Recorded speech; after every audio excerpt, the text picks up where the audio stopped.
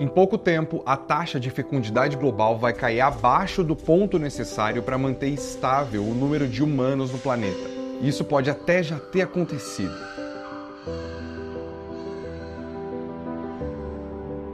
A taxa de fecundidade está caindo em quase todos os lugares entre mulheres de todos os níveis de renda, educação e participação na força de trabalho, inclusive aqui no Brasil. E essa queda nas taxas de fecundidade tem implicações enormes na forma em que as pessoas vivem e como as economias crescem. Aqui no Brasil, a taxa de nascimentos caiu nos últimos 4 anos até 2022, que é o último ano com dados disponíveis. Bom, em 2022, o número de nascidos foi 11% menor do que em 2019. Todas as regiões brasileiras tiveram queda no número de nascimentos.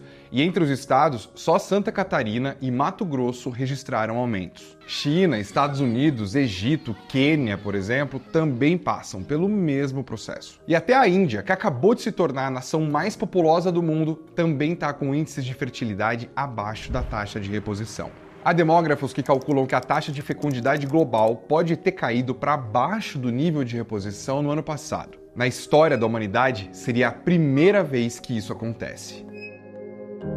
Esse número mágico, que é a taxa de reposição, é calculado em 2,1 a 2,2 filhos por mulher. Nos Estados Unidos, a taxa de fecundidade está abaixo do número mágico desde 2007. Se tivesse permanecido nesse nível, a maior economia do mundo teria 10 milhões de pessoas a mais do que tem hoje. Mas por que isso está acontecendo? A queda brusca no número de filhos por mulher começou no século XVIII nos países industrializados. À medida que a expectativa de vida crescia e mais crianças sobreviviam até a vida adulta, o impulso para ter mais filhos ia diminuindo. E conforme as mulheres estudavam mais e participavam do mercado de trabalho, o casamento e a gravidez iam sendo adiados, o que também resulta em menos filhos. Mas hoje as taxas de natalidade são baixas ou estão caindo em várias sociedades diferentes, com economias muito diversas. Alguns demógrafos veem isso como parte de uma segunda transição demográfica, uma reorientação da sociedade para o individualismo, que coloca menos ênfase no casamento e na paternidade e torna a ideia de ter menos filhos ou nenhum mais aceitável. Especialistas dizem que até as ideias de maternidade e paternidade estão diferentes. Hoje, os pais querem participar mais da vida dos filhos e patrocinar mais experiências. Aula de inglês, natação, futebol, balé. Tudo isso, claro, custa mais dinheiro e significa investir mais tempo na vida dos filhos. E é mais fácil fazer isso quando você tem um do que quando você tem 3, né?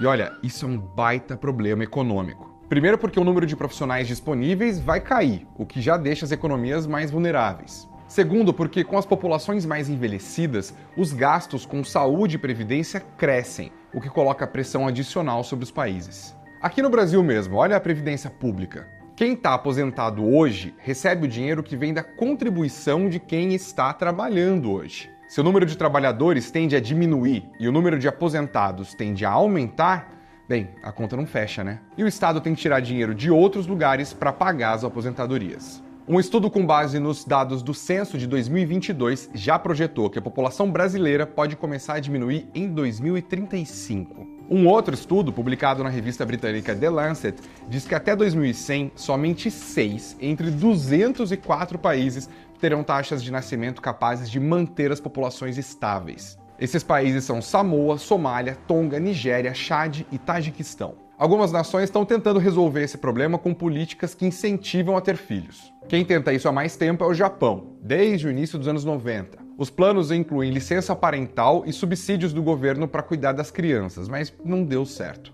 A taxa de natalidade continuou caindo. Neste ano, o primeiro-ministro Fumio Kishida lançou mais um programa para incentivar os nascimentos, estendendo os subsídios mensais a todos os menores de até 18 anos, independentemente da renda, além de faculdade gratuita para famílias com 3 filhos e licença parental totalmente paga. Na Hungria, o governo estabeleceu que mulheres que tiverem filhos antes dos 30 anos vão ficar isentas de pagar imposto de renda para o resto da vida, além de subsídios para moradia, creche e licença maternidade. A taxa lá aumentou um pouquinho, mas o temor é óbvio. Isso incentiva as mulheres a ter o primeiro filho antes dos 30, para ficar com o prêmio, e não significa necessariamente que elas terão o segundo ou o terceiro, justamente os que fazem a diferença para o índice de reposição.